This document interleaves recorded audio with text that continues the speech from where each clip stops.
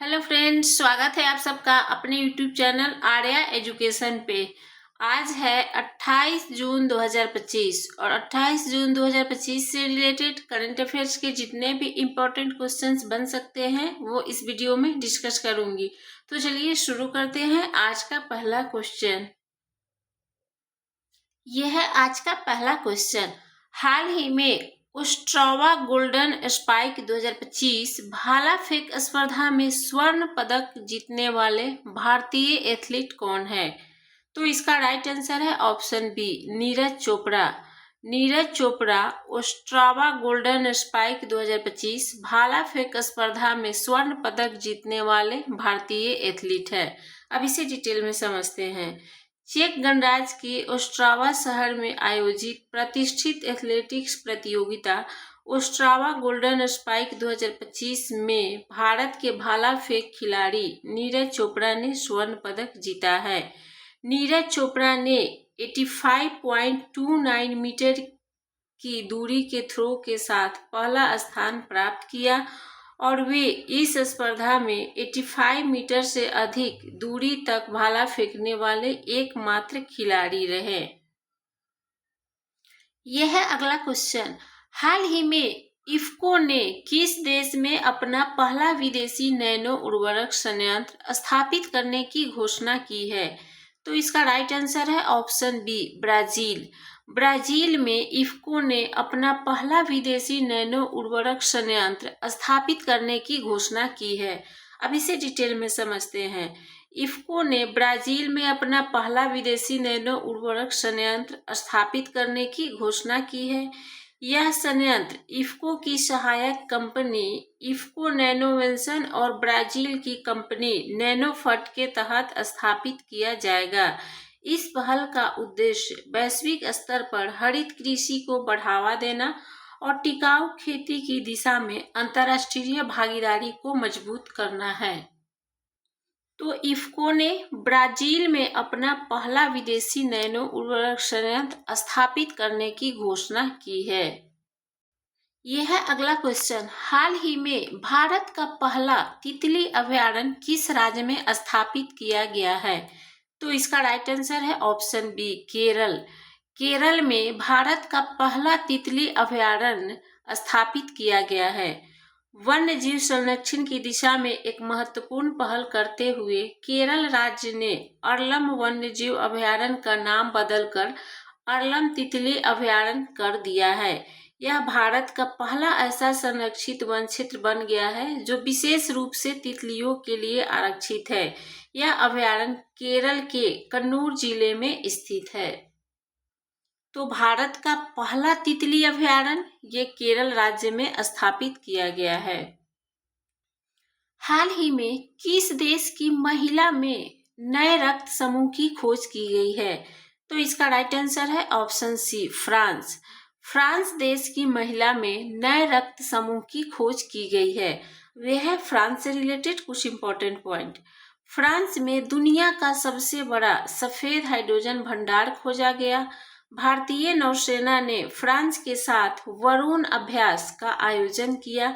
भारत ने फ्रांस के साथ 26 राफेल मरीन फाइटर जेट खरीदने के लिए समझौता किया।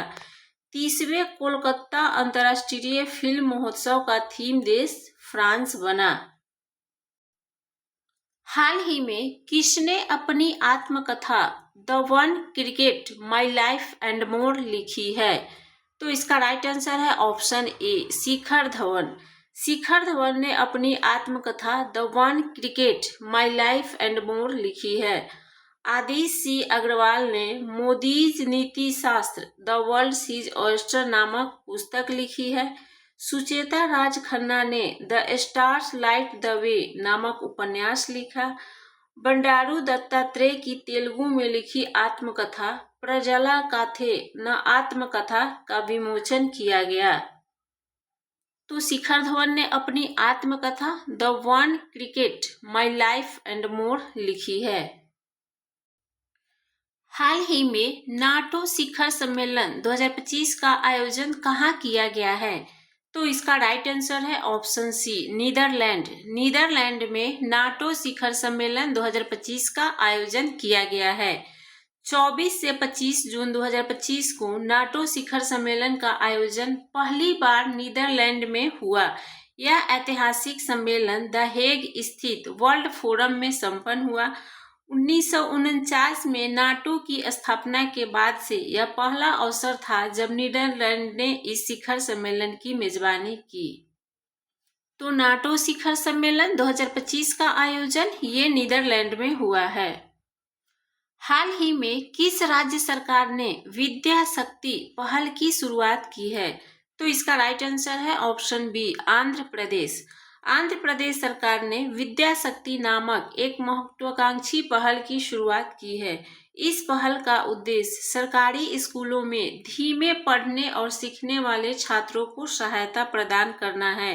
विद्या शक्ति एक ऑनलाइन रिमेडियल क्लासेस पर आधारित योजना है जो छात्रों की शैक्षणिक प्रदर्शन में सुधार करने की दिशा में एक महत्वपूर्ण प्रयास है।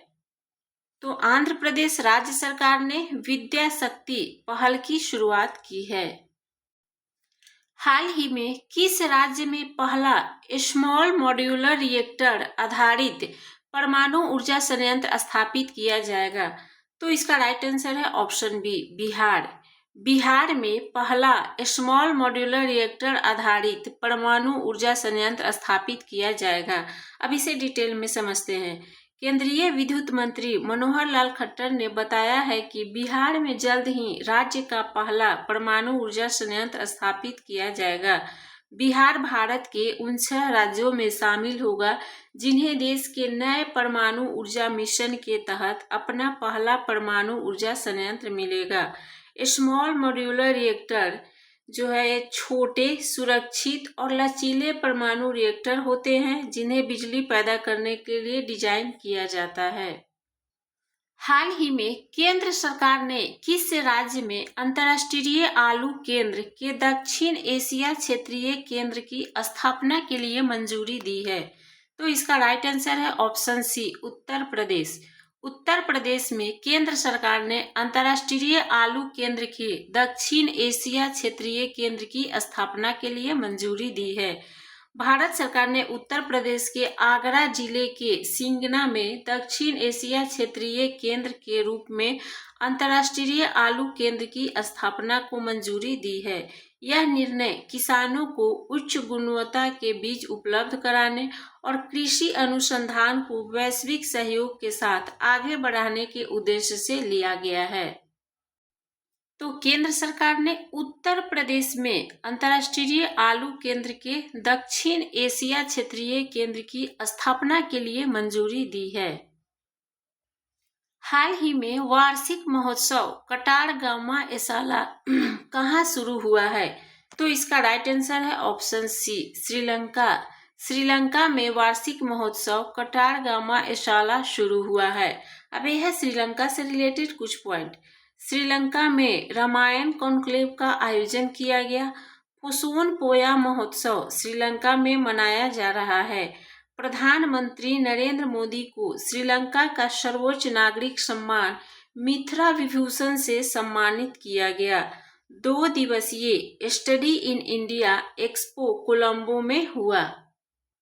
तो वार्षिक महोत्सव कटारगामा एसाला ये श्रीलंका में शुरू हुआ। तो ये रहा आज का करंट अफेयर्स जो आपके सारे एग्जाम्स के लिए बहुत ही इम्पोर्टेंट हैं। वीडियो अच्छी लगी हो तो वीडियो को लाइक कर दीजिएगा, चैनल को सब्सक्राइब कर लीजिएगा। फिर मिलते हैं अगले वीडियो में।